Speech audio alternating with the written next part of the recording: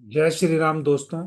ये वीडियो उन्नति एस्ट्रोवाला के यूट्यूब चैनल पर जो कुछ लोग सीखने के लिए आते हैं, चाहे वो लिमिटेड आए या अनलिमिटेड आए, लेकिन वो सिर्फ सीखने की दृष्टि से आए, ये वीडियो उनके लिए है।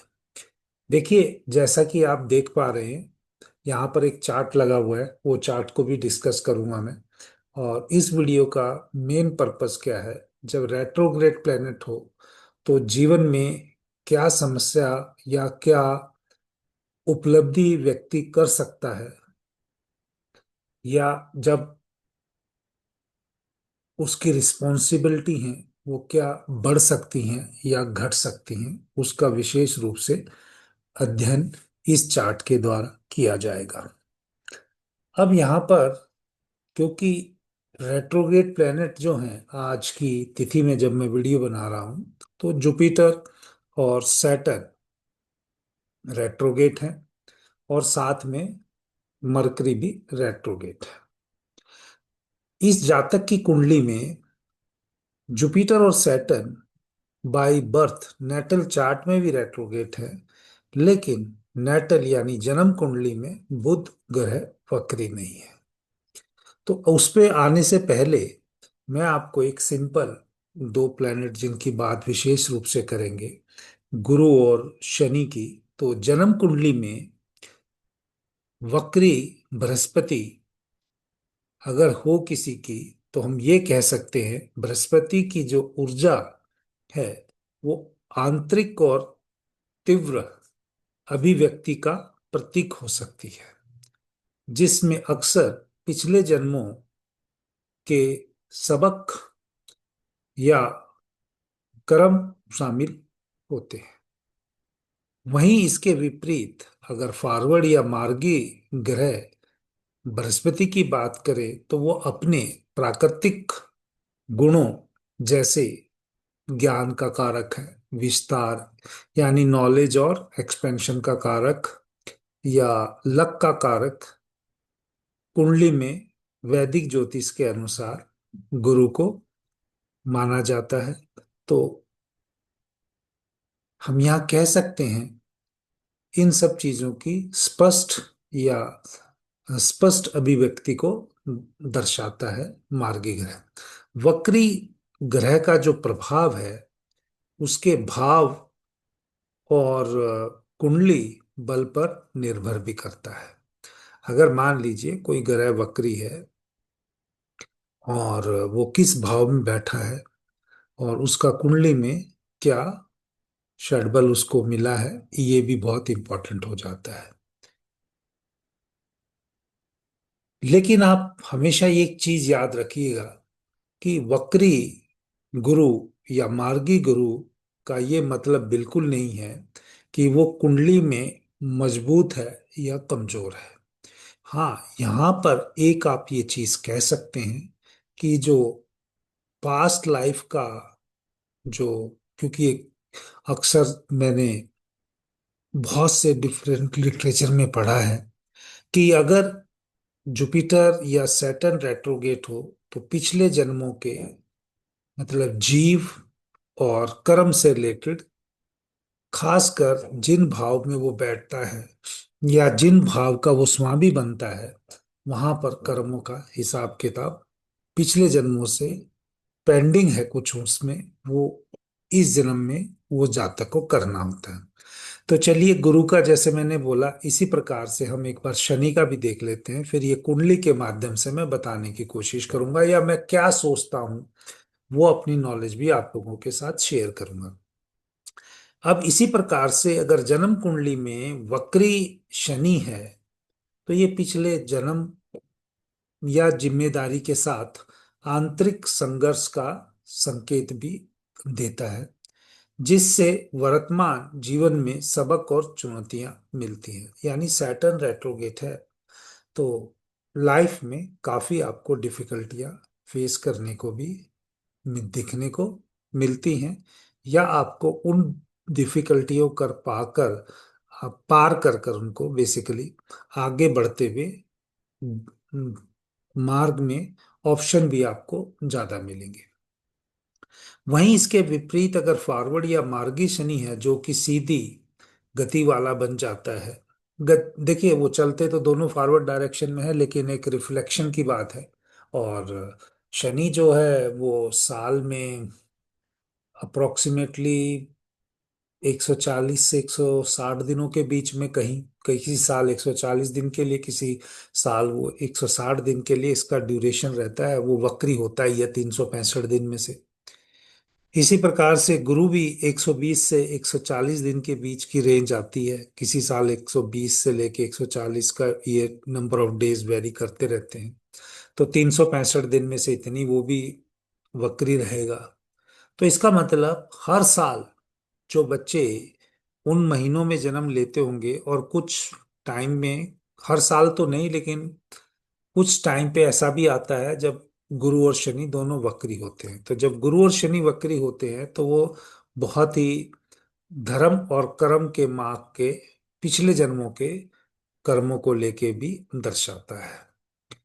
तो इसी प्रकार से जैसे मैंने कहा कि अगर मार्गी शनि है तो वो अधिक मानक और कर्म की दृष्टि से बेसिकली आप ये कह सकते हैं कम जटिल माना जाएगा एज कंपेयर टू सैटर्न, जब आपकी कुंडली में रेट्रोगेट हो।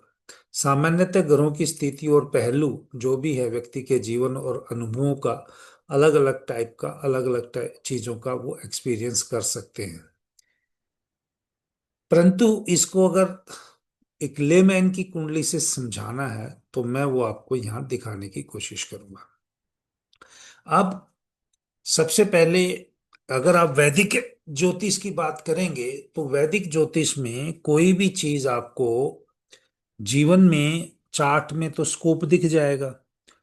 उसका जो एक्टिवेशन होगा वो ग्रह की दशा सिस्टम जो है वो बता देगी।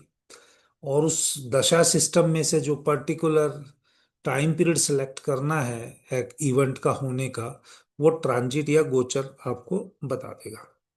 इस जातक की कुंडली में, जहां से मैंने डाटा लिया सोशल प्लेटफॉर्म से, क्योंकि एक रिक्वेस्ट फॉर्म में था, और मैं इसकी कोई डिटेल भी चीजें नहीं खोल के बता रहा हूँ क्योंकि ये हो सकता है कि उसके माता पिता किसी और ज्योतिषी से, लेकिन ये जहां से मैंने लिया इस कुंडली के लिए मदद के लिए ग्रुप में डाला गया था। तो मैं आपको उसी के रेफरेंस में कुछ चीजें बताने के, अगर कुछ लोग समझेंगे जो एस्ट्रोलॉजी के छात्र हैं, अगर वो इस यूट्यूब चैनल पर भी आएंगे तो वो अगर उनको उससे कोरिलेट कर पाएंगे तो देख पाएंगे। तो ये जातक की बुध की महादशा चल रही है। अब बुध की महादशा का, जब मैं, क्योंकि ये कलयुग है और कलयुग के टाइम पे मुझे ऐसा लगता है कि जब सतयुग में तो देखो एस्ट्रोलॉजी कोई मानता था ही नहीं, या सभी आप कह सकते हो कि धार्मिक किस्म के इंसान रहेंगे। जो आपका त्रेता और द्वापर और कलयुग में ही सभी लोग ज्यादा प्रोमिनेंटली एस्ट्रोलॉजी को मानते हैं। पहले तो कम लोग मानते होंगे, लेकिन एस्ट्रोलॉजी का जो मेन मिसयूज कह लो या डेवलपमेंट कह लो, ये सारा का सारा कलयुग का खेल है। और इसी तरीके से आपको अलग अलग ज्योतिषी कुछ पैसे बनाने के लिए, कुछ आत्मा की बात करने के लिए आपको वो काम करते हुए भी दिखाई देंगे। चलो वो जैसे जिसके जो कर्म है, हम उसके ऊपर कमेंट नहीं करते हैं।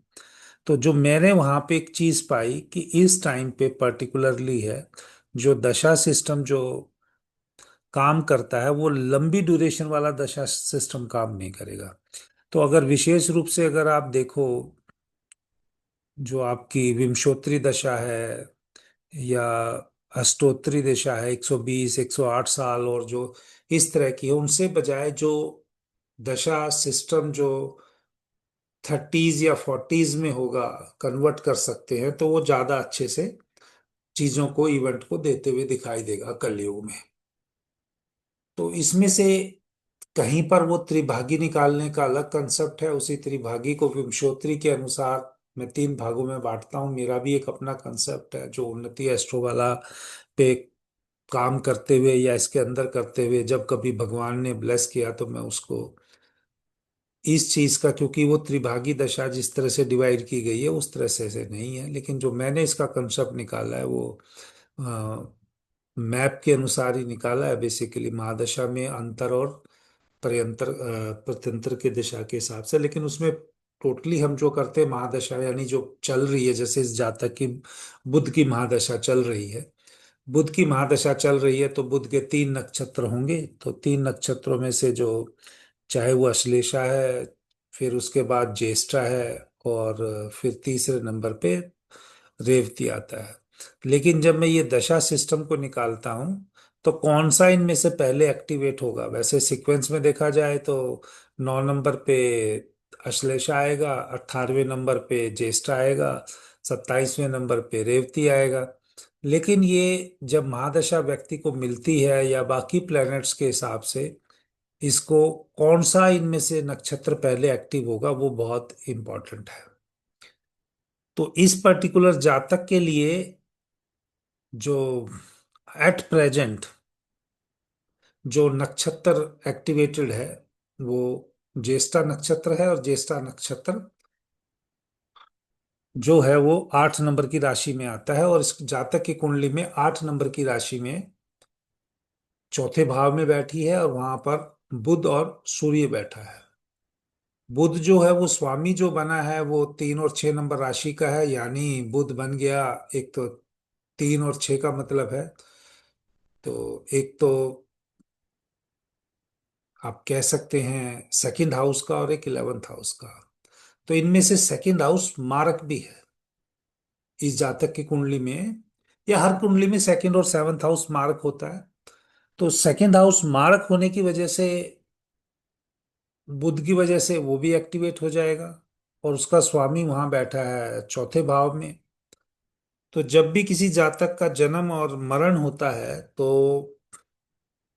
चौथा हाउस बहुत स्ट्रॉन्ग वे में एक्टिवेटेड होता है।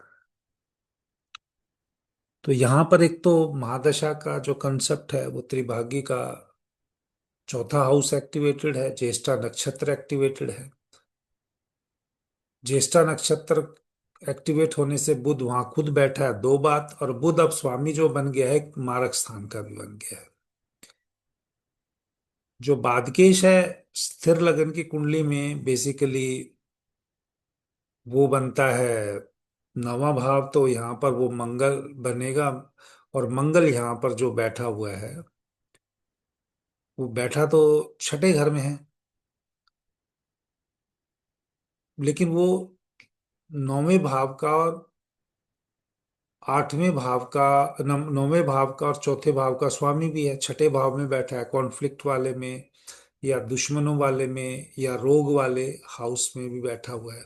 लेकिन हम इसको, अगर हम मार्केश और बादकेश का अगर देखना चाहें एक्टिवेशन कैसे हुआ, क्योंकि हमें तो पहले बुध की महादशा चल रही है, तो बुध की महादशा जब चलेगी तो बुध वहां बैठा है।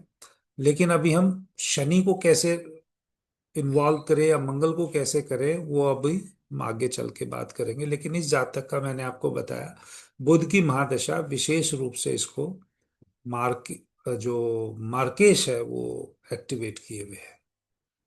अब इस जातक की कुंडली में बुध की महादशा में शनि का अंतर भी चल रहा है। जब शनि का अंतर चल रहा है तो शनि जो है वो 10म भाव में बैठा है, वो चौथे भाव को भी देख रहा है सीधा सप्तम दृष्टि से।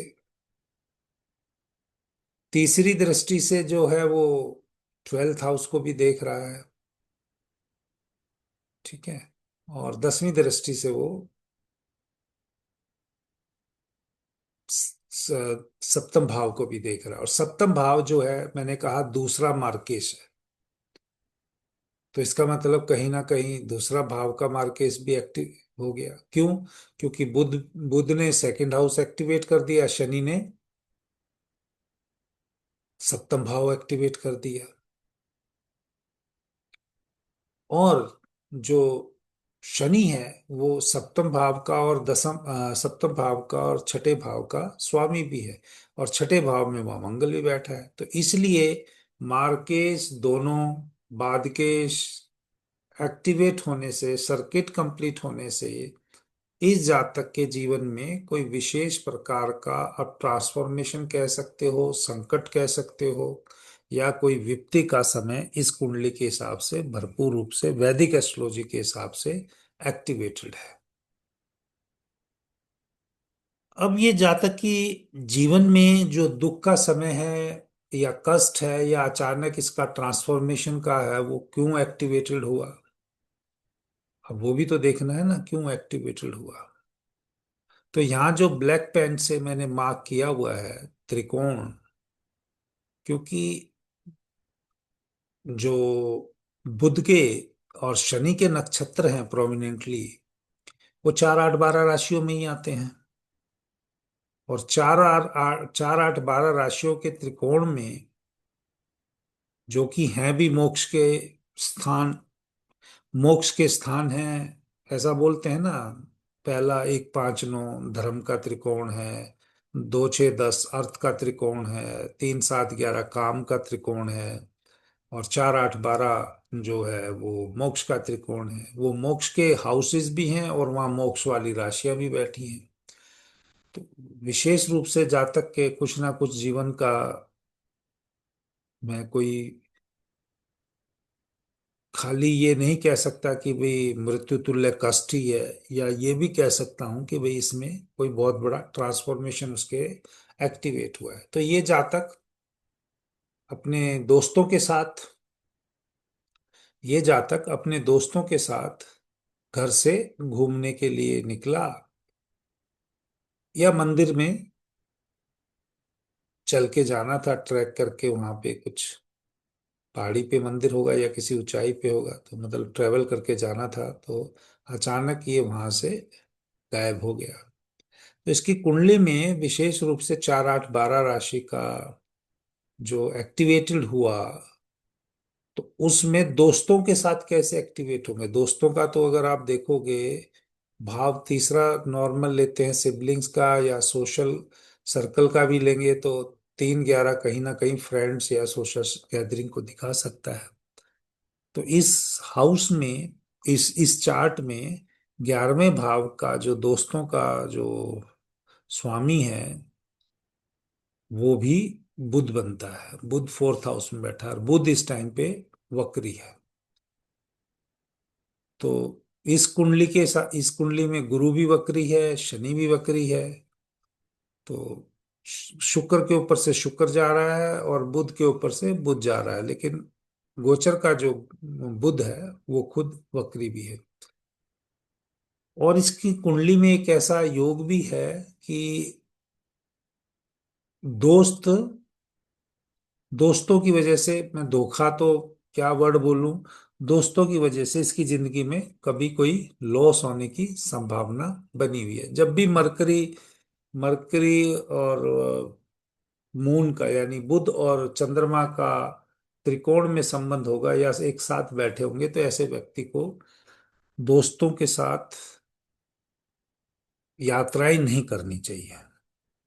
उसका मन करेगा, लेकिन खासकर जब बुध 8 नंबर की राशि में हो या चंद्रमा 8 नंबर की राशि में हो, ऐसे व्यक्ति को अपने दोस्तों के साथ घूमने फिरने नहीं जाना चाहिए, क्योंकि 8 नंबर की जो राशि है ना, वो हिडन राशि है, सडन दुख देने की राशि है, या एक्सपीरियंस करने की राशि है, या ट्रांसफॉर्मेशन करने की राशि है। देखो, अब यहाँ पे हम ये तो नहीं कह सकते कि भी दोस्तों ने ही मतलब कुछ गड़बड़ कर दिया होगा, लेकिन दोस्तों के साथ यात्रा करने से अष्टम हाउस, ट्रांसफॉर्मेशन का हाउस, वो एक्टिवेटेड हो गया। तो अगर आप अच्छे ज्योतिष का काम करते हैं, मैं ये नहीं कह रहा कि आप अपनी फीस नहीं लेते हैं, लेकिन आप अब किसी को भी अगर कुंडली में प्रिडिक्शन देते हैं, तो ग्रह का सिग्निफिकेंस और कर्मा सिद्धांत नियम, आप विशेष रूप से व्यक्ति को अगर डायरेक्टली बताना नहीं भी चाहते हैं कि मैंने इस तरीके से प्रेडिक्ट किया है, लेकिन उसका आप समझ के उसको ये इनडायरेक्टली बताने का कोशिश कीजिए। जहां आपका केतु है ना, वो आपका संचित कर्म है पिछले जन्मों के हिसाब से। तो यहाँ पर जो इनका है, जो संचित कर्म है, वो पंचम भाव में बैठा हुआ है। तो पंचम भाव है जो वो एंटरटेनमेंट का है, लेकिन वो गुरु की राशि भी है। तो आप कैसे उसको इंटरप्रिटेट करेंगे वो एक अलग बात है, लेकिन जो मैं करता हूं हमेशा जब संचित क्रम निकालता हूं फ्लेवर को निकालने के लिए, तो 9 नंबर की राशि को ज्यादा महत्व देता हूं, पंचम भाव को कम देता हूं। पंचम भाव है तो वो आप एंटरटेनमेंट का है, या आपके रोमांस का है, या आपकी हॉबीज का है। तो ये ऐसा जात ये कहता है कि भाई केतु वहां बैठा है तो उनमें व्यक्ति को फ्लेक्सिबल रहना चाहिए, उनमें ज्यादा यूज नहीं करना है, क्योंकि वो पिछले जन्म में कर चुके हैं ना वैदिक के अनुसार। लेकिन यहाँ 9 नंबर की राशि का मतलब है कि जातक के स्पिरिचुअल वाले, नॉलेज वाले, या काउंसलिंग वाले ज्यादा होंगे, समझदारी वाले ज्यादा, उसके संचित कर्मा उसको मिले हैं। और जो प्रारब्ध है उसका, वो मेहनत का है बैल की तरह करने का। यानी उसको जीवन में हर काम में बहुत कठिनाई होने वाली है। रेट्रोगेट होने से ये भी बताएगा कि वो अपने काम में डोमिनेटिंग करने की कोशिश करेगा, परंतु उसको आगामी क्या रिजल्ट मिलेंगे, एक्सप्रेशन के ही मिलेंगे। तो एक्सप्रेशन लिख के भी हो सकता है, बोल के भी हो सकता है, फैमिली के साथ टूर ट्रैवल करके भी हो सकता है, बट ये कहीं पर भी जातक को दोस्तों के साथ सोशल सर्कल में जाने से इसको विवाद ही मिलना था, या विवाद ही होने की कोशिश रहेंगे। ऊपर से जैसे हम भृगुनंदी नाड़ी देखते हैं, मैं वैसे बता रहा हूँ कि जब जुपिटर राहु का कॉम्बिनेशन हो जाता है तो जातक के कोई गलत निर्णय लेने के लिए, या पॉसिबिलिटी जो है गलत निर्णय लेने की, उसकी जिंदगी में हमेशा बनी रहती है। तो इसलिए हम उस जातक को बोलते हैं कि भाई आप अपनी जिंदगी में फ्लेक्सिबल रहो, सारे काम अपने हिसाब से, अपने मतलब हाथ से करो। ताकि आप अगर सारे काम अपने हाथ से काम करने लग जाओगे तो राहु का नेगेटिव असर खत्म होके आपको केतु स्पिरिचुअलिटी की तरफ, आपको अच्छे मार्गदर्शक की तरफ लेते जाएगा। या आप अपने जीवन में किसी व्यक्ति के साथ गुरु शिष्य की परंपरा जरूर रखो। तो उससे क्या होता है कि आपकी लाइफ में मिस हैपनिंग या नेगेटिव डिसीजन लेने की जो संभावना है वो कम हो जाती है। अब इस चार्ट में जो हमारा मेन पर्पस है कि भाई गुरु भी कुंडली में वक्री मिला है, शनि भी वक्री मिला है। गुरु और शनि दोनों वक्री होने से अगर मान लीजिए कहीं ना कहीं कर्म और कहीं ना कहीं धर्म की पिछले जन्म से ही कोई इशू चल रहा है, ठीक है, क्योंकि गुरु जो है वो धर्म को रिप्रेजेंट करता है, शनि जो है वो कर्म को करता है। और इस चार्ट के अंदर शनि जो है 10वें भाव में ही बैठा है, और जो गुरु है वो 11वें भाव में, यानी सोशल काम में बैठा है। मतलब सोशल एक्टिविटी, धर्म की एक्टिविटी को जो हम 11th हाउस से देखते हैं। तो यहाँ दोनों बैठने की वजह से तो कर्मा बहुत ज्यादा बढ़ गया जातक का। और वो कर्मा बढ़ने से अब क्या हुआ कि जब ये इवेंट हो रही है तब गुरु और शनि दोनों खुद वक्री हैं, और साथ में बुध भी है। और ये व्यक्ति निकला भी घर से दोस्तों के साथ। प्रोमिनेंटली जो है चार्ट में मून मून के साथ बहुत स्ट्रॉन्ग कॉम्बिनेशन बना रहा है, यानी यात्रा के योग भी जातक के जीवन में बने हुए थे। और मेरी यही थी कि भाई ये व्यक्ति को यात्रा में इस दौरान तो जाना नहीं चाहिए था। क्यों? क्योंकि चंद्रमा 8वें भाव में ही बैठा है। चंद्रमा द्वितीय भाव से यानी मारक स्थान से सीधा, मार्केस वाले स्थान से सीधा उसको देख भी रहा है। और ऊपर से जुपिटर सैटर्न के साथ प्रोमिनेंट कॉम्बिनेशन बन भी रहा है। बचाव थोड़ा यही है कि राहु या केतु के साथ प्रोमिनेंट कॉम्बिनेशन नहीं है, इसलिए जातक में कुछ बदलाव होके कुछ बड़ी मिसहैपनिंग होने से बचा जा सकता है, लेकिन रूल्ड आउट नहीं किया जा सकता। क्यों नहीं किया जा सकता? क्योंकि जो कुंडली का जो कॉम्बिनेशन है उसमें जो जातक का जुपिटर राहु का कॉम्बिनेशन है और राहु ट्राइन में है, तो जातक के ऊपर संकट जो अवश्य ही बना हुआ दिखाई दे रहा है। और जो मैं देख भी पा रहा हूं कि केतु और जो चंद्रमा है दोनों गुरु के साइन में ही है। तो जो डायरेक्ट कॉम्बिनेशन शनि और केतु का नहीं बन रहा था, लेकिन केतु गुरु की राशि में होने की वजह से और शनि का भी जो ट्रांजिट है गुरु की राशि में होने से इनडायरेक्ट वे में जुपिटर्स का सैटर्न केतु से भी संबंध बन गया। लेकिन ये संबंध मैं किसी भी विशेष प्रकार की घटना या नेगेटिव इवेंट के लिए नहीं बता रहा हूं, लेकिन आप ये समझिए क्योंकि उनकी कुंडली में लिखा ही था ना, वक्री ग्रह थे, सबक लेना था दोस्तों के साथ, मतलब नहीं रहना चाहिए था, किसी पे विश्वास नहीं करना चाहिए, अपने हिसाब से चलना चाहिए था। अगर वो जातक को सबक पॉजिटिव वे में ले लिया होगा तो ये जातक सुरक्षित घर वापस आने की संभावना इसकी बनी हुई है। अदरवाइज इस चार्ट के हिसाब से कोई मुसीबत बड़ी उसके जीवन में आई हुई है। तो दोस्तों यही मेरा आज का वीडियो था। ये रिकॉर्डिंग तो मैं आज रात के टाइम में कर रहा हूँ, मिलेगा आपको कल। जो भी इस जातक इस वीडियो को देखे उनसे एक ही रिक्वेस्ट रहेगी कि वीडियो को लाइक भी करना, इस पे कमेंट भी करना, हो सके तो लाइक माइंडेड पीपल को, जो आपको लग सकता है कि भाई जो सही ज्ञान को अर्जित करने में इंटरेस्टेड है, उनको शेयर भी करना, और आप स्वयं या उनको बोलना कि इस चैनल को सब्सक्राइब भी करें। जय श्री राम।